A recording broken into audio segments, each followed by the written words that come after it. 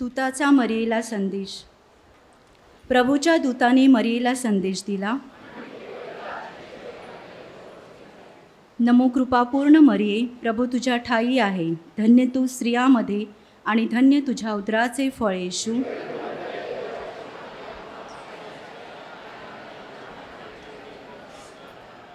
पहा, मी प्रभूची दासी आहे. नमो कृपापूर्ण मरिये, प्रभू तुझ्या ठाई आहे. धन्य तू स्त्रियामध्ये आणि धन्य तुझ्या उदराचे फळ येशू.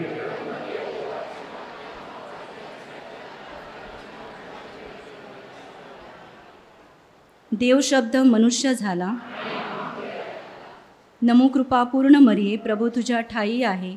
धन्य तू स्त्रियामध्ये आणि धन्य तुझ्या उदराचे फळ येशू.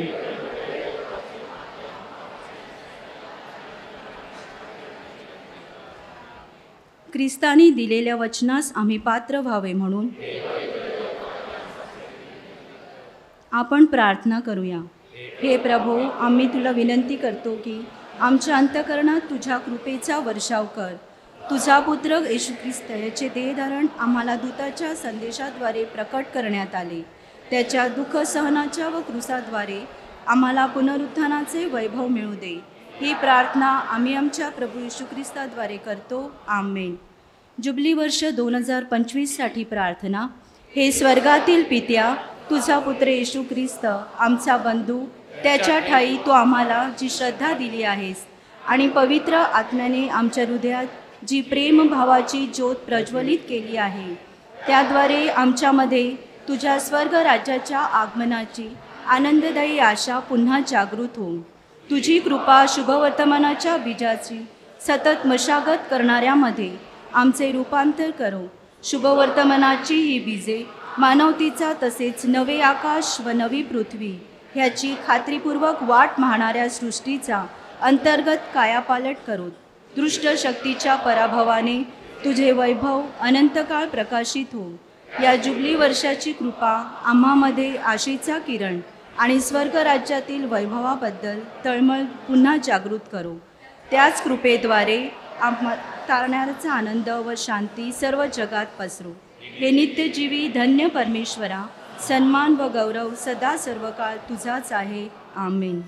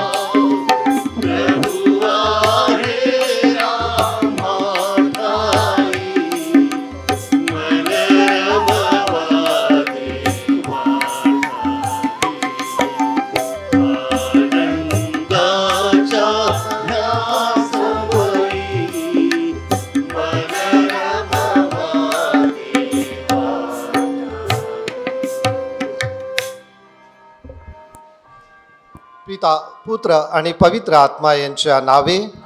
आपल्या प्रभू येशू ख्रिस्ताची कृपा, परमेश्वर पित्याचे प्रेम आणि पवित्र आत्म्याचा सहवास तुम्हा सर्वांना लाभो. आजची मिसा नवेना काळीन हेतूपेटीतील हेतूंसाठी अर्पण करण्यात येत आहे. कृपया खाली बसावे. सर्व भाविकांचे आजच्या नवेनाच्या भक्तीसाठी सहर्ष स्वागत. आध्यात्मिक सशक्तपणा हा ख्रिस्त जीवनाचा गाभा आहे.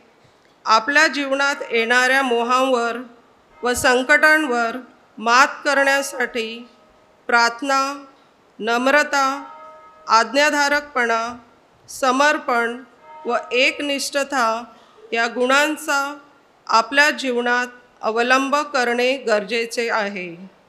आजच्या शुभवर्तमानात येशू ख्रिस्त आपणाला सांगतो की बाह्य गोष्टींपेक्षा अंतर्भाग शुद्ध करणे अत्यावश्यक आहे.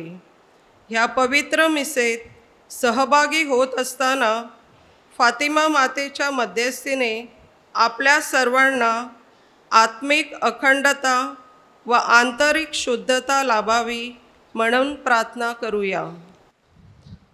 प्रिय बंधू भगिनीनो, आपलं चर्च हे वसई धर्म प्रांतात एकमेव चर्च असं आहे की फातिमा मातेच्या चरणी अर्पण केलेलं आहे. आणि आज फातिमा मातेने ऑक्टोबर महिन्यात फातिमा येथे पोर्तुगाल देशात दर्शन दिलं. त्याचं स्मरण म्हणून आपण तिचा हा सण साजरा करीत आहोत. आणि सणाची आध्यात्मिक तयारी म्हणून ही नवदिन भक्ती आयोजित केलेली आहे. या नवदिन भक्तीचा आजचा 6वा दिवस. आणि पवित्र मरिया बायबलमध्ये पवित्र शास्त्रात आपण ऐकतो की मरियेने अनेक गोष्टी आपल्या अंतःकरणात ठेवल्या. तिचं अंतःकरण जसं शुद्ध अखंडित होतं तसंच त्याचप्रमाणे अंतःकरण आपल्याला लाभावं. आपल्या अंतःकरणाची अखंडितता आणि शुद्धता आपल्याला लाभावी. पवित्र मरियेची त्यासाठी मध्यस्थी आपल्यासाठी आपल्या कुटुंबात लाभावी म्हणून या मिस्सामध्ये विशेष प्रार्थना करूया. या पवित्र रहस्याच्या उत्सवात सहभागी होण्यासाठी आपण पात्र ठरावेत म्हणून नम्रपणे परमेश्वराकडे आपल्या हातून घडलेल्या चुकांची क्षमा मागूया. सर्व शक्तिमान परमेश्वराजवळ व तुम्हा बंधू भगिनीजवळ मी कबूल करतो की कल्पनांनी, शब्दांनी, कृत्याने व ऐगईने मी फार पापे केली आहे. माझा अपराध, माझा फार मोठा अपराध. म्हणून नित्य कुमारी पवित्र मरिया, सर्व देवदूत व संत यांना व तुम्हा बंधू भगिनींना मी विनंती करतो की माझ्यासाठी आपल्या सर्व समर्थ परमेश्वर आपल्या पापांची क्षमा करून आपणा सर्वकालिक जीवनाकडे नेवोत.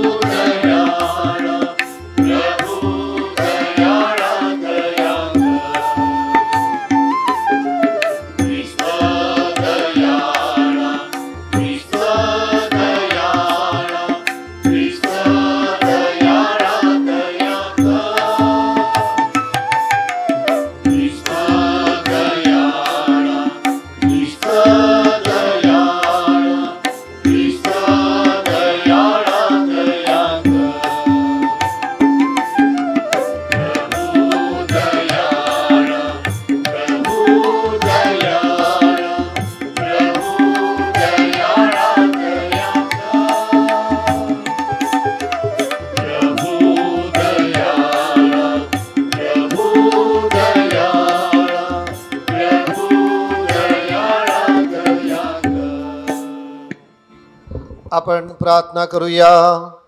हे प्रभू, आमच्या निर्मात्या व मार्गदर्शका, तुझ्या सेवकांच्या अगदी जवळ राहा आणि तुझे स्तवन करणाऱ्या सर्वांच्या प्रार्थना ऐक. आमच्या पापांची क्षमा करू, आम्हाला पुन्हा जीवन मिळवून दे. तुझ्या प्रेमात आम्हाला कायम ठेव. ही प्रार्थना मी तुझ्याबरोबर पवित्र आत्म्याच्या ऐक्यात सर्व काळ जिवंत राहणारा व राज्य करणारा परमेश्वर तुझा पुत्र आमचा प्रभू येशू ख्रिस्त याच्याद्वारे करतो.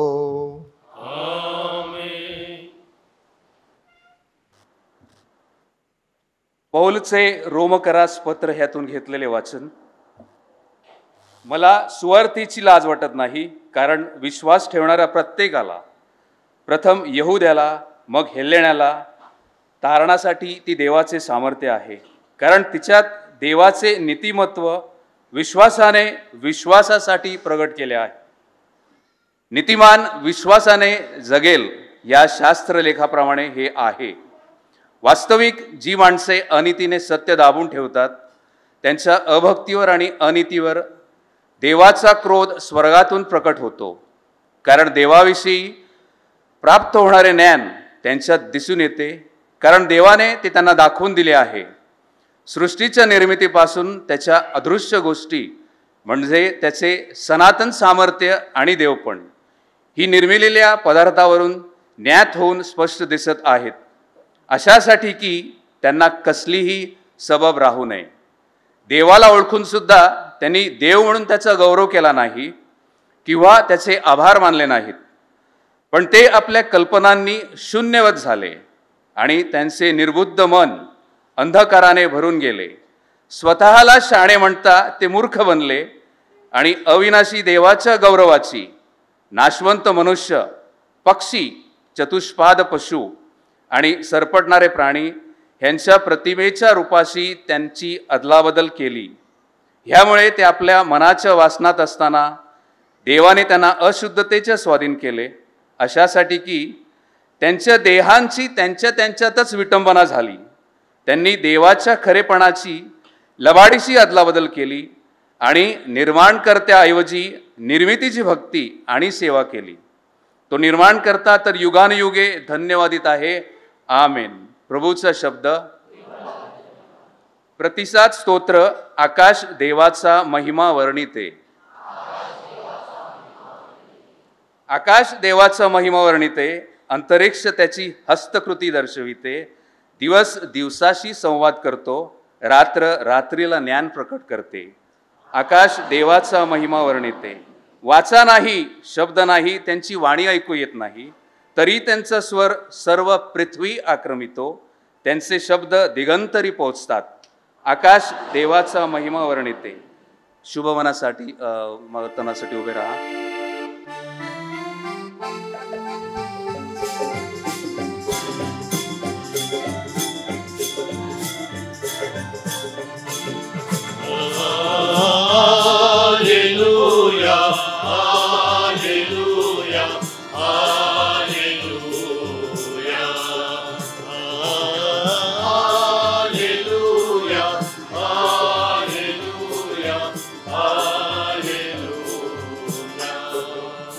मी परमेश्वराची अपेक्षा करतो, मी त्याच्या वचनाची आशा धरतो. Hallelujah, hallelujah, hallelujah.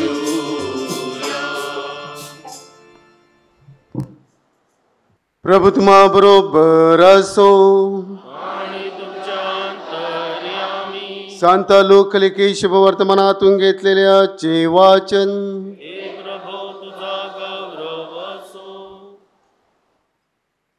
येशू बोलत आहे.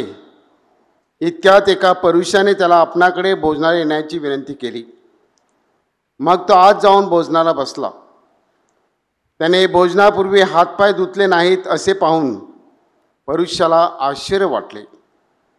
परंतु प्रभूने त्याला म्हटले, तुम्ही पुरुषी ताट वाटी बाहेरून स्वच्छ करता, पण तुमचा अंतर्भाग जुलूम आणि दुष्टपणा यांनी भरला आहे. अहो निर्बुद्ध माणसानो, ज्याने बहिर्भाग स्वच्छ केला त्याने अंतर्भागही स्वच्छ केला नाही काय? जर ते आत आहे त्याचा दानधर्म करा आणि पहा, सर्व काही तुमच्यासाठी आहे. प्रभूचे हे शुभवर्तमान. रेल्वे प्लॅटफॉर्मवर एक माणूस ट्रेनची वाट बघत होता. बराच वेळ थांबल्यानंतर एक बूट पॉलिशवाला मुलगा त्याच्याकडे आला. साहेब, बूट पॉलिश करून देऊ का? त्याचे बूट तर पॉलिश होते. त्याने नाही सांगितलं. थोड्या वेळानं तो मुलगा परत आला. साहेब, बूट पॉलिश चकचकीत करून देतो. त्या मुलाची गरज आणि त्याची केविलवाणी ती आर्त ऐकून त्या माणसाने सांगितलं, ठीक आहे, पण लवकर कर, ट्रेन यायच्या अगोदर. त्या बूट पॉलिशवाल्याने त्या मुलाने बूट पॉलिश करायला सुरुवात केली. थोड्या वेळानं त्याचा हात चालायचा राहिला. त्याचा स्पीड कमी झाला आणि त्या माणसाने सांगितलं, हात चालव, लवकर कर. आणि तरी तो एकदम हळू करत होता. थोड्या वेळाने दुसरा एक प्लॅटफॉर्मवर बूट पॉलिश करणारा मुलगा आला. त्याने अगोदरच्या मुलाला बाजूला केला. तो तिथे बसला आणि त्याने ते बूट पॉलिश केले. आता पैसे द्यायची वेळ आली. कोणाला द्यायचे, पहिल्या मुलाला की दुसऱ्या मुलाला? आणि म्हणून त्याने दुसऱ्या मुलाकडे पैसे दिले. दुसऱ्या मुलाने ते पैसे घेतले आणि पहिल्या मुलाला दिले. आणि कुतूहलाने तो सद्गृहस्थ त्याने विचारलं त्या दुसऱ्या मुलाला, बूट तू पॉलिश केलेस आणि तू पैसे त्याला दिलेस. तो म्हणाला, साहेब कसा आहे, आमचा एक ग्रुप आहे इथे या मुलांचा बूट पॉलिश करणाऱ्या. हा मुलगा काही महिन्या अगोदर ट्रेनमधून त्याचा ॲक्सिडेंट झाला. त्याच्या हाताला आणि पायाला मल्टिपल फ्रॅक्चर झालेला आहे. तो सगळं त्या ट्रीटमेंटमधून कसा बसा सावरलेला आहे. आम्ही त्याला सांगितलेलं आहे की तू पूर्ण बरा झाला नाहीस तोपर्यंत घरी राहा, आम्ही तुझी काळजी घेऊ. पण हा मुलगा स्वाभिमानी आहे. त्याची आई, विधवा आई घरी आहे आणि तो म्हणतो, नाही, माझ्या परीने जेवढं होते ते मी करणार आहे. मग आम्ही ग्रुपवाल्याने ठरवलेलं आहे की तू सुरुवात करायची आणि पुढचं अर्ध काम आम्ही करायचं. आणि त्यामुळे ह्या मुलांनी काम घेतलेलं आहे, राहिलेलं काम आम्ही करत आहोत. अशा पद्धतीने त्या मुलाला आणि त्याच्या कुटुंबियाला आम्ही आधार देत आहोत. त्या बूट पॉलिशवाल्या मुलांचं तत्त्वज्ञान बघून या सद्गृहस्थाला खूप मोठा जीवनाचा धडा मिळाला की परिस्थिती कंगाल आहे, परंतु मनस्थिती किती चांगली आहे. परिस्थिती गंभीर आहे, परंतु या मुलांची मनस्थिती खंबीर आहे. आणि त्याने त्या मुलांना सांगितलं की तुम्ही सुंदर असा धडा जणू काही समाजाला देत आहात. ह्या मुलांची आर्थिक परिस्थिती तेवढी नाही, पण एकमेकांना सांभाळून घेण्याची वृत्ती जी आहे, एकमेकांना आधार देण्याची वृत्ती.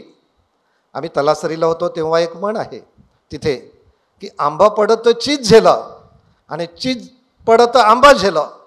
म्हणजेच एकमेकांना सपोर्ट करण्याचा, आधार देण्याची वृत्ती ही पैशाने येत नाही, ही तुमच्या विद्वत्तेने येत नाही, ही तुमच्या शहाणपणाने येत नाही, ही तुमच्या डिग्री डिप्लोमाने येत नाही. ही जर अंतःकरणात असेल, मनात असेल तर ती बाहेर येत असते. आणि म्हणून त्या मुलांच्या मनात ती मनस्थिती होती आणि मनस्थितीद्वारे त्यांनी परिस्थितीवर मात केली होती. माझ्या प्रिय मित्रांनो, आज आपण इथे पवित्र मरियेच्या नोवेनाच्या भक्तीसाठी जमलेलो असतानाच आपल्या अंतःकरणाची अखंडता आणि आत्म्याची शुद्धता या विषयावर चिंतन मनन करीत असताना आपल्याला दैनंदिन जीवनात आपण बघत आहोत की अनेक अडचणी येतात, अनेक प्रश्न, आजारपणा येतात, कर्जबाजारीपणा, धंद्यात आलेलं अपयश, केलेली कोणी फसवणूक, आपल्या कुटुंबात आलेला अकाली मृत्यू आणि अकाली तरुण किंवा अनपेक्षितपणे, अघटितपणे अपघाती झालेला मृत्यू, यामुळे आपण कोलमडून जातो, कोसळतो. आपली मनाची अवस्था पहिल्यासारखी होत नाही. काही काळ एकाकीपणा जाणवतो. पुन्हा आपलं मन नव्याने उभारी घेते, पुन्हा नव्याने जगण्यासाठी. काही वेळेला वाटते की कशासाठी जगायचं, कोणासाठी जगायचं. काही महिन्या अगोदर पेपरमध्ये एक बोरिवलीच्या एका कुटुंबाची कथा आली होती. पती आणि पत्नी आणि 2 मुलं, असं चौकोनी सुखी कुटुंब. आई वडील दोघे सरकारी नोकरीतून रिटायर्ड झालेले पेन्शन होल्डर बोरिवलीच्या चांगल्या मोठ्या फ्लॅटमध्ये राहत होते. पण त्या कुटुंबाला जणू काही नियतीची दृष्ट लागली. त्या पतीला कोणता तरी आजार झाला, असा असाध्य आजार की त्यावर योग्य असं औषध मिळालं नाही. आणि 6 महिन्याच्या आजारात त्या पतीचं निधन झालं. घरात पत्नी आणि 2 मुलं. आणि 6 महिन्याच्या अंतरात तोच आजार मोठ्या मुलाला झाला आणि मोठ्या मुलाचंही निधन झालं. आणि पुढचं वर्ष संपायच्या आतमध्ये तोच आजार धाकट्या मुलाला झाला आणि धाकटा मुलगाही निधन पावलं. आता त्या कुटुंबात कोणच नाही, एकटी बाई, भरपूर मोठं घर आहे, पेन्शन आहे, सगळं काही आहे. ती एकाकी पडली. काय करायचं, कोणासाठी जगायचं आणि कशासाठी जगायचं. आणि अशा चिंतेत विचारात असताना तिला अचानक जणू काही परमेश्वराचा साक्षात्कार झाला की मी एकटी नाही आहे या समाजामध्ये, या जगामध्ये. अशी कितीतरी एकाकी लोक आहेत, अशी किती मुलं आहेत की ज्यांना आईवडील नाहीत आणि कितीतरी आईवडील आहेत की ज्यांना मुलं नाहीत. आणि मग तिने अशी फिरत फिरत ती नाशिकच्या एका लहान मुलांच्या आश्रमात पोहोचली, जिथे अनाथ मुलं आहेत, ज्या अनाथ मुलांना आईवडील नाहीत. आणि अशा ठिकाणी पोहोचली, त्या मुलांसाठी सेवा करू लागली. तिने स्वतःला त्यांच्यामध्ये व्यतीत करून घेतलं. आणि तिला तिथे जीवनाचा अर्थ सापडला की मी एकटी नाही तर माझ्यासारखे एकाकी जीवन जगणारे अनेक आहेत. आणि तिच्या अंतःकरणाने मनाने नव्याने उभारी घेतली. तिचा पुढचं सगळं आयुष्य तिने या मुलांसाठी, अनाथ मुलांसाठी व्यतीत करण्याचं ठरवलं. आपल्याला परमेश्वर अशा परिस्थितीमध्ये वेगवेगळ्या दिशेने मार्गदर्शन करत असतो आणि दिशा दाखवत असतो. आपण आकाशात पक्षी बघतो, ते विहार करतात, संचार करतात आणि संध्याकाळी घरी येतात, झाडावर आपलं आसन ग्रहण करतात. त्यावेळेला वादळ येतो, वारा येतो. पक्ष्यांना भीती वाटत नाही की ज्या झाडावर, ज्या फांदीवर आपण बसलेलो आहोत ते झाड कोलमडून जाईल, कोसळून जाईल. कारण त्यांची भिस्त, त्यांची सगळी मदार फक्त झाडावर नसते, त्या फांदीवर नसते. त्यांची सगळी भिस्त त्यांच्या पंखामध्ये असते. झाड पडलं तरी हरकत नाही, फांदी मोडली तरी हरकत नाही. आमचे पंख बळकट आहेत, त्यामुळे आम्ही एका झाडावरून दुसऱ्या झाडाकडे जाऊ. आपल्याला तो पक्ष्यांकडून तो संदेश आहे की आपल्याला बाह्य शक्तीपेक्षा आपल्या अंतःकरणाची शक्ती आणि मनाची शक्ती जर बळकट असली तर बाहेरून आलेल्या कितीही वादळावर, तुफानावर आपण मात करू शकतो. एखादी स्पर्धा किंवा मैदानात असलेली शर्यत ही शरीराने मैदानावर जिंकण्यापूर्वी ती मनाने आतल्या आत जिंकणे फार आवश्यक असते. एकदा मनाने आपण जिंकलो की मैदानावर जिंकणे खूप सोपं असते. आणि त्यासाठी आत्मविश्वासाची गरज असते. अनेक वेळेला हा आत्मविश्वासाचा अभाव आपल्यामुळे निर्माण होतो आणि त्यामुळे अनेक गोष्टी आपण गिवअप करतो. बरेचसे आपल्या आजूबाजूला लोक आहेत की ते सायकल फिरवू शकत नाहीत किंवा टू व्हीलर फिरवू शकत नाहीत. आणि त्यांना जर विचारला तर म्हणजे लहानपणी आम्ही तो प्रयत्न केला होता सायकल फिरवण्याचा, पण एक दोनदा आम्ही पडलो, जायबंदी झालो, जखमी झालो आणि त्यानंतर आम्ही तो विचार सोडून दिला, गिवअप केलं आणि मग आयुष्यभर तसेच राहिलेले आहेत. कारण तो आत्मविश्वासाचा अभाव आणि त्यामुळे तिथे आपण तो जणू काही न्यूनगंड आपल्यामध्ये निर्माण होतो की मला ते जमणार नाही, माझ्याच्याने होणार नाही, मला झेपणार नाही. ते आजचं शुभ वर्तमान आपल्याला ते सांगत आहे. प्रभू येशू ख्रिस्ताकडे शास्त्री आणि परुषी हे शुद्धतेसाठी सांगत आहेत की हातपाय धुतणे वगैरे ते आपण सगळे यहुदी परंपरेतले नियम अनेक वर्षापासून ऐकत आहोत.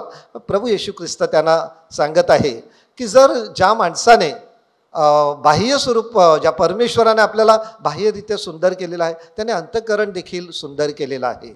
आणि आपला शास्त्री आणि परुषी यांच्या डोळ्यात झणझणीत अंजण घालत प्रभू येशू ख्रिस्त सांगत आहे की बाह्य गोष्टीवर लक्ष देण्यापेक्षा अंतःकरणाच्या शुद्धतेवर आपण जर लक्ष दिलं तर बाह्य गोष्टी आपोआप शुद्ध होऊ शकतात. त्यांचा दांभिकपणा आणि त्यांचा ढोंगीपणा यावर प्रभू येशू ख्रिस्त प्रकाश टाकत आहे. काही वेळेला बाहेरच्या समुद्रात आलेल्या तुफानापेक्षा आपल्या मनात उठलेलं वादळ हे फार मोठं असते. आपण धरणं बघितलेली आहेत. या धरणाला आउटलेट असतात आणि पावसाळ्यात ही धरणं भरली की त्यांचे आउटलेट ओपन केले जातात, कारण तो एक्स्ट्रा असलेल्या पाण्याचा विसर्ग केला पाहिजे. जर आउटलेट नसती धरणाला तर धरणं वाहून गावच्या गाव उद्ध्वस्त होऊ शकतात. आणि अशी उदाहरणं भूतकाळात घडलेली आहेत. म्हणून आपलं जीवन जणू काही, आपलं अंतःकरण, आपलं मन हे धरणासारखं आहे. आणि आपल्या मनात विचारांचा कोलाहल माजतो, काहूर माजत असते. अनेक प्रकारचे विचार आपल्या अंतःकरणात येतात आणि धरणासारखे ते भरून राहतात. आपल्या मनाला देखील कधी कधी आउटलेटची गरज असते. आउटलेट म्हणजे व्यक्त होणे, बोलणे, शेअर करणे, आपला संवाद साधणे, आपल्या मनातलं मोकळं होणे. पण तसं जर आपण मोकळं झालं नाही तर आपलं मन देखील धरणाप्रमाणे आहे. कुठेही चुकीचा निर्णय आपल्याकडून घेतला जाऊ शकतो. आणि असे अनेक प्रकार झालेले आहेत कारण आपण आपल्या अंतःकरणाला योग्य आउटलेट दिलं नाही. जसं धरणाला तसं आपल्या अंतःकरणाचं आहे. प्रिय बंधू भगिनींनो, आपण बदकं पोहताना बघितलेली आहेत. बदक पाण्यामध्ये शांतपणे पोहत असते. आपल्याला वाटते किती शांतपणे पोहत आहे, परंतु जेवढं शांत आहे त्याच्या कितीतरी पटीने पाण्यामध्ये त्याचे पाय हालत असतात. आपल्या अंतःकरणाचं असंच आहे. बाहेरून आपल्याला वाटते एखादा माणूस शांत आहे, पण कितीतरी गतीने त्याच्या आतमध्ये ती खळबळ चालू असते. ती खळबळ शांत होणे आवश्यक आहे आणि ती जर शांत झाली नाही तर त्याचे विपरीत परिणाम होऊ शकतात. आणि अनेक ठिकाणी अशी उदाहरणं आपल्या आजूबाजूला आपण ऐकलेली आहेत. आणि म्हणून ह्या आपल्या अंतःकरणाला, आपल्या मनाला एक योग्य प्रकारे आउटलेट देणे, आपलं मन मोकळं करणे, मन व्यक्त करणे कोणासमोर, योग्य व्यक्तीसमोर, हा चांगल्या आरोग्याचा, सुंदर आरोग्याचा हा कानमंत्र आहे. प्रिय बंधू भगिनीनो, मन मोठं असलं की जगातले कोणत्याही गोष्टी आपण सामावून घेऊ शकतो. एक अशी गोष्ट सांगितली जाते की एक वाटसरू आपला प्रवास करीत असताना जंगलामध्ये वाट हरवला आणि संध्याकाळ होत चालली आणि म्हणून त्याने विचार केला, आता परत घरी जाण्यासाठी मी परत जाऊ शकत नाही, कारण लांबचा प्रवास आहे आणि मग इथेच कुठेतरी कोणाचं घर असेल तर तिथे राहूया. आणि म्हणून तो घर शोधायला जातो. एक मिणमिणता दिवा दिसतो आणि छोटीशी झोपडी जाते. झोपडीच्या बाहेर तो टकटक करतो, आतून आवाज येतो, घर खूप लहान आहे, मी झोपलेलो आहे. दरवाजा उघडला जातो. म्हणे माझ्या घरात फक्त एकच माणूस झोपेल एवढी जागा आहे. तो बाजूला माणूस सांगतो की मी वाट चुकलेलो आहे, एका रात्रीचा प्रश्न आहे. आणि तो झोपलेला माणूस सांगतो काही हरकत नाही, तो आतमध्ये ये, आज मी झोपणार नाही, आपण दोघे बसू आणि रात्र काढू, सकाळी झाल्यावर तू जाणार आहेस. आणि दोघे बसून रात्र काढू लागले. थोड्या वेळाने पुन्हा एकदा दारावर टकटक झाली. आणखी एक माणूस आला, मी वाट चुकलेलो आहे, फक्त रात्रीचा प्रश्न आहे, मला या घरात घ्या. आणि मालकाने सांगितलं एकट्यालाच झोपायची जागा होती, दोघे आम्ही बसलेलो आहोत, काही हरकत नाही, आपण तिघे उभे राहू आणि रात्र काढू. तिघांनी उभे राहिले आणि रात्र काढली. प्रश्न जागेचा नाही, घरात किती जागा आहे त्यापेक्षा मनात किती जागा आहे. एकदा अंतःकरणात जागा झाली की घरात ही जागा होऊ शकते. आणि जर मनात जागा नसेल तर 5000 स्क्वेअर फूटचं आणि चकचकीत ग्रेनाईटचं घर असलं तरी त्याला काही अर्थ नाही. तिथे जागा नाही, तिथे स्वागत होत नाही, कारण मनात जागा नाही. आणि जर मनात जागा नसेल तर कुठेही जागा होऊ शकत नाही. आणि म्हणून अंतःकरण आपलं मोठं असावं. आणि एकदा मनात जागा झाली तर आपण इतर अनेक लोकांना सामावून घेऊ शकतो. आज माझं घर झालेलं आहे, माझ्या शेजाऱ्याला पण माझ्यासारख्याच घराची गरज आहे, माझ्या मागच्या बाजूला पण कोणतरी राहायला येणार आहे. मग त्याच्यासाठी मी जागेची व्यवस्था होऊ शकते का, त्याला जाण्यासाठी छोटीशी पायवाट मी देऊ शकतो का. मी माझं झालेलं आहे, माझ्या घराला मी कंपाऊंड करून ठेवलेलं आहे, मी दुसऱ्याची अजिबात काळजी करत नाही. त्यांना जायला रस्ता असो नसो त्याला माझं काही देणं घेणं नाही. ही संकुचित मनाची वृत्ती आहे. इथे आपण सांगतो जागा नाही. जागा मनात असेल तर त्याला शेजाऱ्याला पण मागे जाण्यासाठी रस्ता होऊ शकतो. पण तुला मनाचेच दरवाजे बंद केले असतील तर काहीच होऊ शकत नाही. आणि म्हणून आपलं अंतःकरण हे पवित्र मरियेप्रमाणे अखंडित आणि शुद्ध राहण्यासाठी आपण प्रयत्न केले पाहिजेत. शास्त्र सांगते की आपल्याला देवाची भीती असू द्या. प्रभू येशू ख्रिस्त सांगतो की जो शरीराचा नाश करतो त्याला घाबरू नका, जो आत्म्याचा नाश करतो त्याची भीती बाळगा. आपण उलटं करतो, आपण देवाला कमी घाबरतो आणि लोकांना जास्त घाबरतो. देवाला गृहीत पकडतो, लोकांना काय वाटेल, 4 लोक काय बोलतील, ह्याला काय वाटेल, तिला काय वाटेल, शेजाऱ्यांना काय वाटेल. मला घर बांधायचं आहे पण लोकांना माझं घर कसं वाटेल हा विचार करतो. मला कसं पाहिजे, माझ्या मुलांना कसं पाहिजे त्यापेक्षा 4 लोकांनी माझं घर वाखणावं आणि चांगला उल्लेख करावा म्हणून मी लोकांची काळजी घेतो. माझ्या घरात लग्नाचा सोहळा आहे, फर्स्ट कम्युनियनच्या माझ्या मुलाचा सोहळा आहे, लोकांसाठी मी करतो. लोकांनी माझी वाहवा केली पाहिजे, लोकांनी माझी स्तुती केली पाहिजे, त्यांना असं केलं तसं केलं. मला कसं पाहिजे ते महत्त्वाचं नाही. मी घर बांधतो, मी कपडे आणतो, लोकांना का वाटेल, लोकांच्या प्रवृत्तीचा आपण विचार करतो, पण आपल्या अंतःकरणाचा आणि आपल्या मनाचा आपण फार कमी विचार करतो. माझ्या मुलाचं नातं करायचं आहे, माझ्या मुलीचं नातं करायचं आहे, माझ्या मुलीला काय वाटते किंवा मुलाला काय वाटते, तो कसा सुखी होईल, ती कशी सुखी होईल, त्यापेक्षा मला काय वाटते हे मी जास्त महत्त्वाचं ठरवतो. की माझ्या मुलीच्या नात्याने माझी समाजात पत वाढेल का, माझ्या पायरीसारखं नातं आहे का, माझ्या पायरीसारखं नातं नाही का. मग आपण ते आपली मुलगी किंवा मुलगा यांचं हित किंवा त्यांच्या अंतःकरणाचा, त्यांच्या मनाचा विचार न करता मला कसं समाजात 4 लोकात कसं उठबस करता येईल, माझी पत कसे वाढेल असं बघतो आणि समोरच्यांच्या मनाचा आपण योग्य तो विचार करत नाही. प्रिय मित्रांनो, आपलं अंतःकरण, आपलं मन हे असंच आहे. विचारवंत सांगतात की आपण धरणं बांधली, मोठमोठे कारखाने बांधले, मोठमोठ्या इमारती बांधल्या, पण मन बांधायची राहून गेली. तत्वज्ञान, विद्वत्ता यांच्या प्रकाशात माणूस वाढत गेला आणि चढत गेला यशाची एक एक शिखरं. याच माणसानं आकाश भेदले, पृथ्वी खोदली, चंद्रावर आणि मंगळावर चढाई केली, परंतु जिंकण्याच्या नादात माणसातला माणूस हरवून बसला. विचारवंत सांगतात, माणसा, तू सर्व जिंकावं, जिंकण्याच्या अमर्याद इच्छेलाही जिंकावं, पण तुझ्यातला माणूस मात्र हरवू नये. परमेश्वराने माणसाला त्याच्या प्रतिमेप्रमाणे निर्माण केलं. माणूस ही परमेश्वराची सर्वोत्कृष्ट निर्मिती. म्हणूनच तर परमेश्वराने सुरुवात प्रकाशाने केली आणि सगळ्यात शेवटी माणसाला निर्माण केलं, फुरसतीत, योग्य वेळेला. आणि या संपूर्ण सृष्टीचं स्वामित्व माणसाला बहाल केलं. माणूस ही परमेश्वराची सर्वोत्कृष्ट आणि सर्वोत्तम निर्मिती, देवाच्या कुंचल्यातून आकारात आलेलं सर्वोत्तम चित्र. परंतु तोच माणूस विकृत आणि विसंगत झाला आणि माणसाला निकृष्ट करत गेला. आपलं अंतःकरण शुद्ध व्हावं, आपल्या अंतःकरणातील अखंडितता तशीच अबाधित राहावी, आपल्याला योग्यरित्या निर्णय घेता यावेत म्हणून आपण सतत प्रार्थना करत असतो. पण तो अल्कोहोलिक एनॉनिझम या संस्थेची एक सुंदर प्रार्थना आहे की ती शेवटी म्हटली जाते. तीच प्रार्थना मी इथे घेतो आणि समारोप करतो.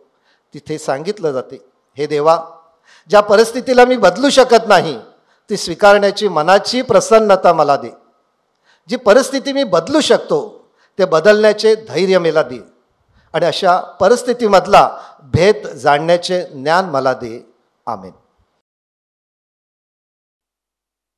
विश्वासू लोकांच्या प्रार्थना. परमेश्वराच्या उदारतेवर श्रद्धा ठेवून आता आपण आपल्या गरजा व विनंत्या फातिमा मातीच्या मध्यस्थीने परमेश्वराकडे समर्पित करूया. आपला प्रतिसाद गायनात असेल, करीतो मी याचना, ऐकावी प्रार्थना.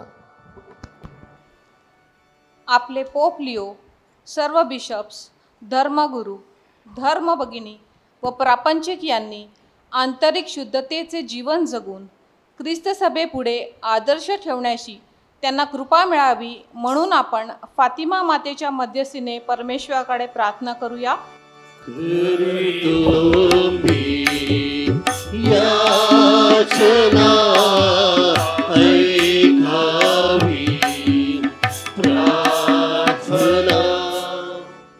आपले राज्यकर्त्यांना व अधिकाऱ्यांना देशाचा कारभार पाहत असताना लोकहिताचे कामे करावीत व जनतेचे जीवन आनंदी व समाधानी करण्यासाठी प्रयत्न करावेत म्हणून आपण फातिमा मातेच्या मध्यस्थीने परमेश्वराकडे प्रार्थना करूया.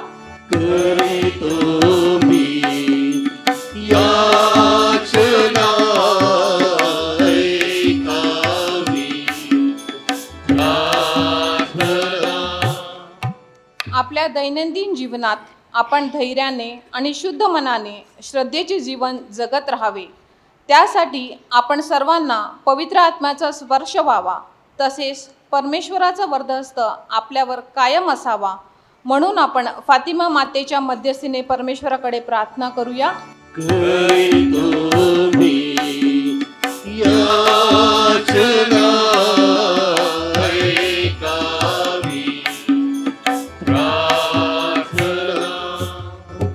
आपल्या धर्मग्रामात, धर्मप्रांतात तसेच सर्व जगभरात जी लोक निरनिराळ्या आजारांनी त्रस्त आहेत, अनाथ व एकाकी आहेत, अशा सर्वांना परमेश्वराची कृपा मिळावी व त्यांचे जीवन आनंदी बनावे म्हणून आपण फातिमा मातेच्या मध्यस्थीने परमेश्वराकडे प्रार्थना करूया.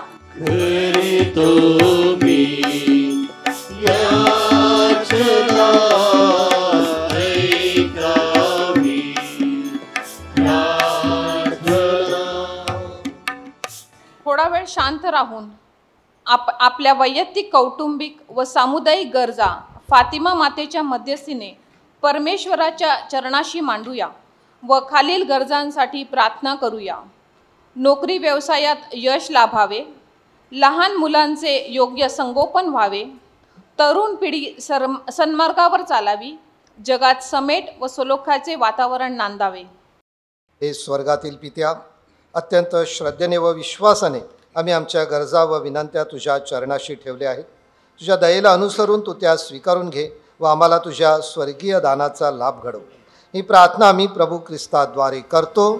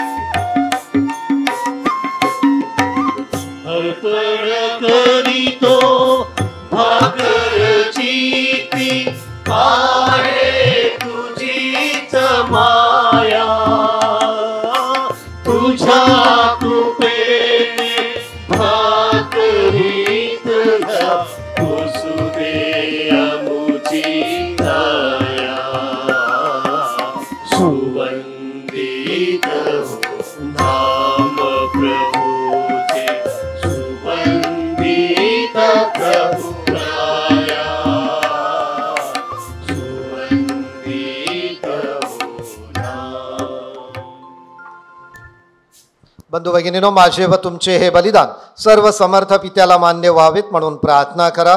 प्रभूच्या नावाचे गुणगान व गौरव व्हावे, आमच्याने त्याच्या अखिल पवित्र ख्रिस्त सभेचे कल्याण व्हावे म्हणून तुमच्या हातून अर्पण केलेल्या बलिदानाचा प्रभू स्वीकार करो. हे दयाळू प्रभो, ही दाने पवित्र कर व आमच्या आध्यात्मिक त्यागकृत्यामुळे आम्हाला तुझे शाश्वत दान बनव. ही प्रार्थना आम्ही प्रभू ख्रिस्ताद्वारे करतो. आमेन. प्रभू तुम्हा बरोबर असो. आणि तुझ्या अंतर्यामी तुमची अंतःकरणे प्रभूकडे लावा. आम्ही ते लावलेले आहे. प्रभू आपला परमेश्वर याचे आभार मानूया. ते योग्य व रास्त आहे. हे प्रभू पवित्र पित्या, सर्व समर्थ शाश्वत परमेश्वरा, आम्ही तुझे नित्य व सर्वत्र आभार मानावेत हे योग्य व तारणदायक आहे. ते आमचे कर्तव्य आहे. तू सर्व चराचराचा निर्माता आहेस. सर्व युगे आणि सर्व काळ तुझ्या नियमाने मार्गक्रमण करीत आहेत. तू मनुष्याला तुझ्या प्रतिमेप्रमाणे निर्माण केलेस. सर्व सृष्टीत त्याला श्रेष्ठ व सृष्टीचा सम्राट बनवलेस. तुझ्या सुज्ञपणाच्या व सामर्थ्याच्या अद्भुत कृत्यांबद्दल सृष्टीच्या वतीने आमच्या प्रभू येशू ख्रिस्ताद्वारे दिवसेंदिवस तुझे स्तवन करण्यासाठी तू मनुष्याला नियुक्त केलीस. आणि म्हणून हे प्रभू, सर्व दूतगणांबरोबर आनंदाने आम्ही तुझा गौरव गात म्हणतो.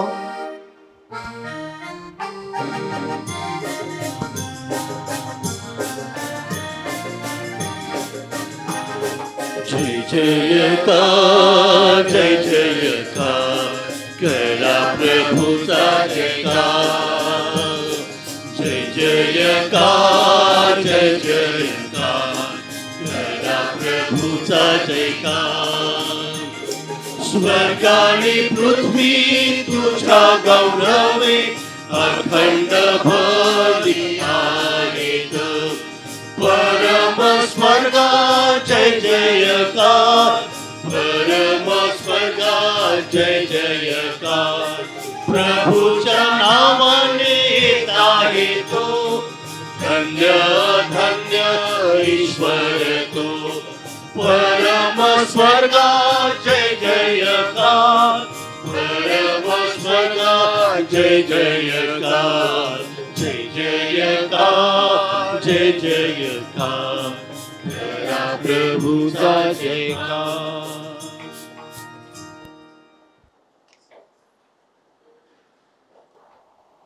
प्रभू तू खरोखर पवित्र आहेस, सर्व पावित्र्याचा तू उगम आहेस. ही दाने आमच्यासाठी आमच्या प्रभू येशू ख्रिस्ताचे शरीर आणि रक्त व्हावेत म्हणून तू त्यांच्यावर दववर्षावाप्रमाणे तुझा पवित्र आत्मा पाठव.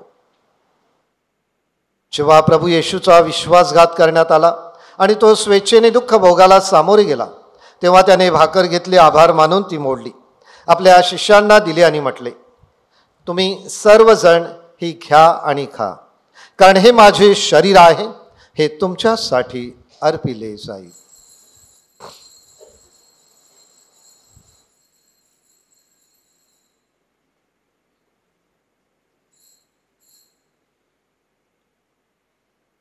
भोजन झाल्यानंतर प्रभू येशूने प्याला घेतला, पुन्हा तुझे आभार मानले, तो प्याला आपल्या शिष्यांना दिला आणि म्हटले, तुम्ही सर्वजण हा घ्या व ह्यामधून प्या, कारण हा माझ्या रक्ताचा प्याला आहे, नव्या व शाश्वत कराराचे हे रक्त आहे, हे तुमच्या आणि पुष्कळांच्या पापक्षमेसाठी ओतले जाईल, हे माझ्या आठवणीसाठी करा.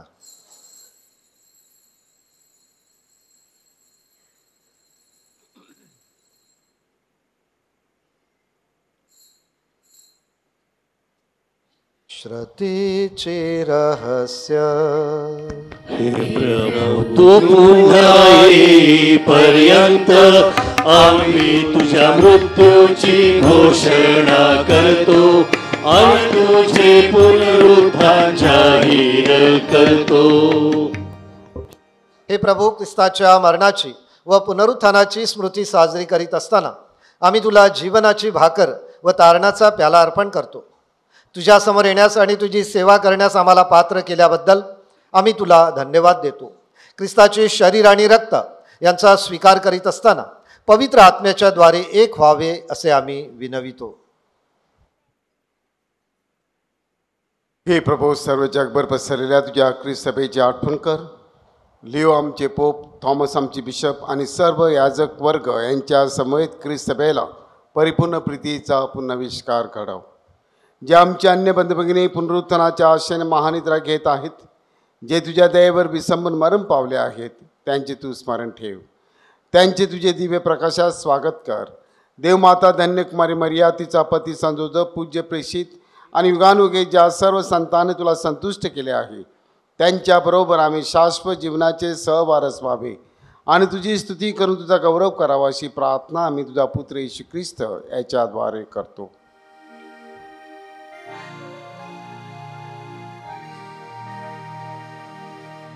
ख्रिस्ताद्वारे, ख्रिस्तासह, ख्रिस्ताठाई, पवित्र आत्म्याच्या ऐक्या, हे सर्व समर्थ पित्या, नम्र तुझ्या पाय, तुझा सन्मानव, तुझा गौरव सदा सर्वदा हो, तुझा आठव.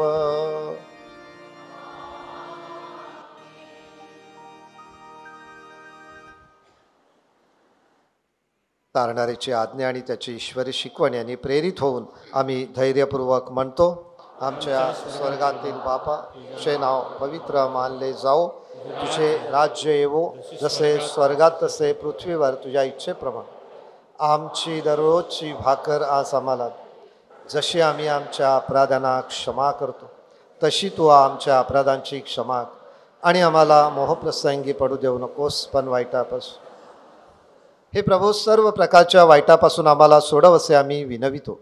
या जीवनात आम्हाला कृपापूर्वक शांती दे, म्हणजे दिव्य आशेची आणि आमचा तारणारा येशू ख्रिस्त याच्या आगमनाची वाट पाहत असताना तुझ्या दयेच्या साह्याने आम्ही पापांपासून मुक्त राहू आणि सर्व प्रकारच्या चिंतेपासून सुरक्षित असू. हे प्रभू येशू ख्रिस्ता, तू आपल्या प्रेषितांना म्हणालास, मी तुम्हाला शांती देऊन ठेवतो, मी माझी शांती तुम्हाला देतो. आमच्या पापांकडे पाहू नकोस, तर तुझ्या ख्रिस्त सभेच्या श्रद्धेकडे पहा आणि तिला तुझ्या इच्छेनुसार शांती व ऐक्य देण्याची कृपा कर. तू नित्यजीवी असून सदा सर्वदा राज्य करतोस. प्रभूची शांती तुम्हाबरोबर सदा असो. आपण एकमेकास शांती वंदन करूया.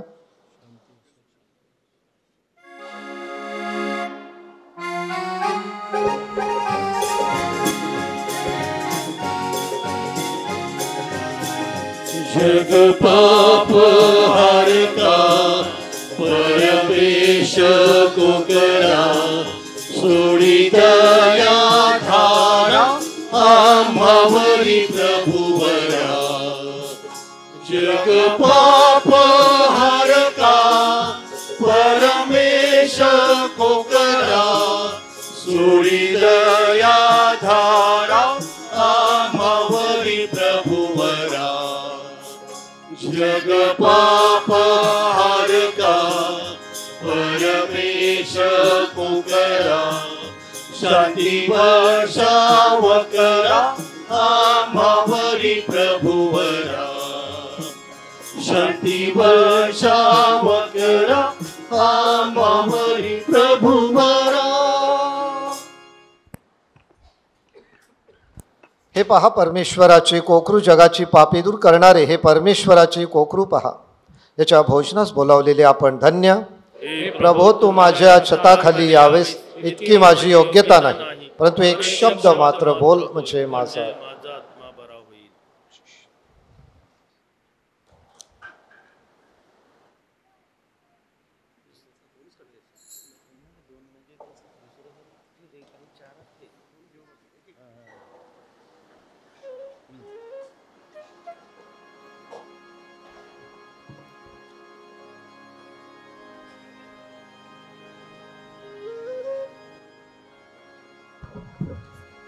देव माझा रक्षण करता, मला कुणाची भीती, मला कुणाची भीती. देव माझा रक्षण करता, मला कुणाची भीती, मला कुणाची भीती.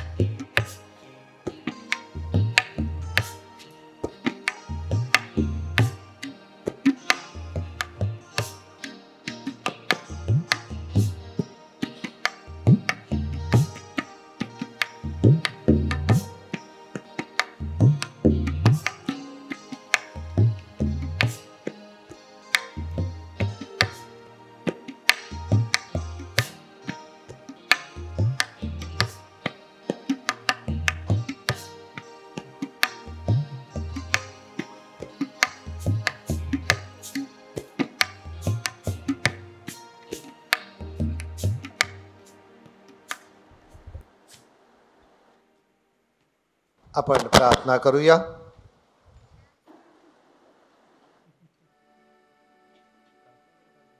हे प्रभू, या स्वर्गीय दानाने तू आम्हाला नवजीवनाचे सामर्थ्य देतोस. तुझ्या प्रेमामुळे आमचे रक्षण कर व सार्वकालिक मुक्तीसाठी आम्हाला सिद्ध कर. ही प्रार्थना आम्ही प्रभू ख्रिस्ताद्वारे करतो. प्रभू तुम्हाबरोबर असो. सर्व समर्थ परमेश्वर पिता, पुत्र आणि पवित्र आत्मा तुम्हास आशीर्वाद देवो. मिसा समाप्त झाली आहे. नोवेनाची प्रार्थना आपण अतिशय सावकाश आणि भावपूर्णरित्या म्हणणार आहोत. काही घाई करण्याची आवश्यकता नाही. फातिमा मातेच्या नोवेनाची प्रार्थना. हे अतिपवित्र फातिमा माते, आम्ही सर्व भाविक तुझा भक्तिभावाने सन्मान करण्यासाठी एकत्र जमलो आहोत. हे आमच्या आश्रयदात्या माते, तू देत असलेल्या सर्व प्रकारच्या दानांबद्दल आम्ही तुझे आभार मानतो व तुझ्याप्रमाणे देवाच्या शब्दाला होकार देऊन नम्रपणे तो स्वीकारून देवावर, तुझ्या पुत्रावर व तुझ्यावर विश्वास ठेवून त्याप्रमाणे वागण्याचे वचन देतो. नीतिमूल्यांचा आमच्या जीवनात विसर पडू नये. ऐहिक जीवनापेक्षा आध्यात्मिक जीवनासाठी आम्ही अधिक झटावे म्हणून तू आम्हाला मदत कर. हे कृपापूर्ण माते, तू आमची संरक्षक आहेस. जेव्हा आमच्यावर अनेक संकटे येतात, जेव्हा आम्ही दुःखाने पीडित होतो, जेव्हा जीवन नकोसे वाटते, तेव्हा आमच्याजवळ उभी राहा. तुझ्या कृपेची नजर आम्हावर ठेव व प्रत्येक संकटातून आमचा बचाव कर. हे फातिमा माते, देवाचे आई व आमच्या माते, फातिमा येथील धार्मिक, सोज्वळ, पापभिरू व प्रामाणिक अशा 3 मुलांना तू दर्शन दिलेस व त्या दर्शनाद्वारे संपूर्ण ख्रिस्त सभेला तू प्रार्थनेचा व प्रायश्चित्त करण्याचा संदेश दिलास. जगात शांतता प्राप्त करण्यासाठी व स्वर्गातील सार्वकालिक सुख मिळविण्यासाठी माणसाने कसे वागावे हे त्या संदेशाद्वारे तू आम्हाला शिकविलेस. म्हणून आमच्या प्रत्येकाच्या कुटुंबात कौटुंबिक रोजरीची प्रार्थना नित्य नियमाने म्हटली जावी. आमचे जीवन येशू ख्रिस्ताच्या प्रकाशाने भरून जावे. आम्ही दुर्व्यसनापासून दूर राहावे व आम्हाला चांगले मरण यावे म्हणून आम्हाला आशीर्वाद दे. हे फातिमा माते, तुझ्याजवळ विनंती करणाऱ्याला तू कधीच रिकाम्या हाताने पाठविले नाहीस. यावर विश्वास ठेवून आमची प्रार्थना ऐक, आमच्या विनंत्या मान्य कर. क्षणभर शांत राहून मनोमन आपण आपल्या विनंत्या व गरजा फातिमा मातेच्या मध्यस्थीने परमेश्वराच्या चरणाशी सादर करूया.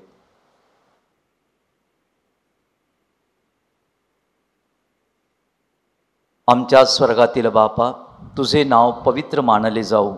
तुझे राज्य येवो. जसे स्वर्गात तसे पृथ्वीवरही तुझ्या इच्छेप्रमाणे होवो.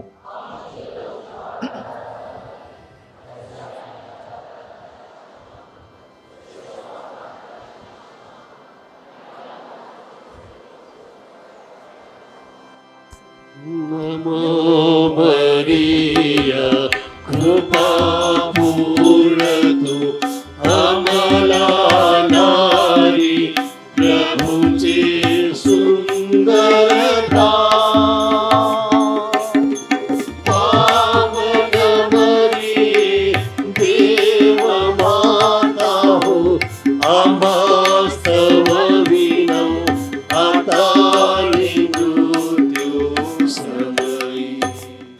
हे फातिमा माते, आम्हासाठी विनंती कर. कृपया बसा. फातिमा मातेच्या नोवेनासाठी परिसरातून व इतर धर्मग्रामातून, पंचक्रोशीतून आलेल्या सर्व भाविकांचे आम्ही हार्दिक स्वागत करतो. त्यांच्यासाठी, त्यांच्या मागण्यांसाठी फातिमा मातेकडे मध्यस्थी करण्याची, प्रार्थना करण्याचे आम्ही त्यांना आश्वासन देतो. येणाऱ्या दिवसातही त्यांनी या नोवेनासाठी यावे. त्याचप्रमाणे 19 तारखेला जेव्हा धर्मग्राम आपला सण साजरा करीत आहे, त्या दिवशी 3 मिसा होणार आहेत. सकाळी 6 वाजता, 7:15 वाजता आणि 9 वाजता. त्या मिसालाही त्यांनी आवर्जून हजर राहावे, फातिमा मातेच्या मध्यस्थीचा त्यांना लाभ घडावा, हीच आमची सदिच्छा व प्रार्थना. प्रिय बंधू भगिनींनो, आमची आत्मिक अखंडता व आंतरिक शुद्धता हाच आपल्या नोवेनाचा विषय होता. आणि आज मुख्य पुरोहित होते फादर लिओ फर्गोज. फादर लिओ फर्गोज हे मूळ गास धर्मग्रामातील आहेत. सध्या ते नानबाट येथे सहाय्यक धर्मगुरू म्हणून कार्य करीत आहेत. त्याचप्रमाणे धर्मप्रांताच्या आशादीप संघटनेचे ते आध्यात्मिक सल्लागार आहेत. प्रिय बंधू भगिनींनो, अनेक वर्ष त्यांनी केवळ आपल्या वसई भागातच नव्हे तर त्यापूर्वी त्यांनी मिशन भागातही कार्य केलेलं आहे. त्यामुळे लोकांच्या समस्यांची, त्यांच्या आंतरिक भावभावनाशी ते अधिक जवळून परिचित आहेत. श्रद्धा म्हणजे केवळ तोंड घेवडेपणा नाही, बोलघेवडेपणा नाही, किंवा श्रद्धा म्हणजे बाह्य देखावा नाही, तर अंतकरणातील उर्मी. आणि ही अंतकरणातील उर्मी, आंतरिक शुद्धता ही केवळ भल्याभल्यांनाच नसते, तर अगदी सामान्य जीवन जगणाऱ्या, अगदी बूट पॉलिशवाल्यालाही असते. आणि त्याचं अधिक सोदाहरण त्यांनी आपल्यासमोर उलगडून दाखवलेलं आहे. अधिक छोट्या छोट्या आणि नेहमीच्या जीवनातील परिचयातील उदाहरणं घेऊन त्यांनी आपल्याला हा मुद्दा पटवून दिलेला आहे की आपली श्रद्धा ही आपल्या वृत्तीतून, अंतकरणातून, आपल्या वागणुकीतून आणि आपल्या एकमेकांपरिचित असलेल्या सहभागातून व्यक्त व्हायला हवी. आपण जोरदार टाळ्या वाजवून फादर लिओ फर्गोस यांना धन्यवाद देऊया. उद्या नोवेनाचा 7वा दिवस आणि 7व्या दिवसासाठी आपला विषय असणार आहे पर्यावरण, देवप्रीती व शेजारप्रीतीची रूपे. पर्यावरण, देवप्रीती व शेजारप्रीतीची रूपे. आणि प्रवचनकार असतील फादर फिलिप लोपिस.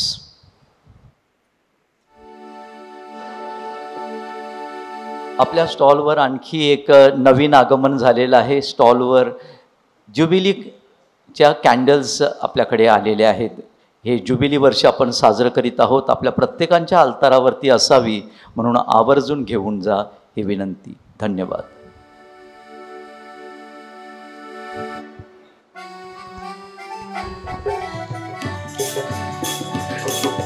माते तव चरणी घे,